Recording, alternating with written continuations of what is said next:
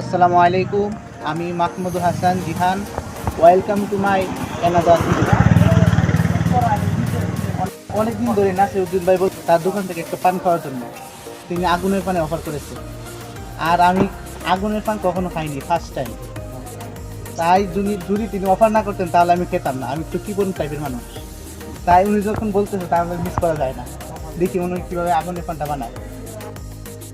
এই যে নাসিরউদ্দিন ভাই অনেক সুন্দর করে তিনি পানটি তৈরি করতেছে আমাদের জন্য, এই যে আব্বুর জন্য এবং আমার জন্য তৈরি করতেছে। আবার শরবত দিতেছে। হ্যাঁ, তিনি অনেক ভালো মন মানসিকতার একজন মানুষ নাসিরউদ্দিন ভাই।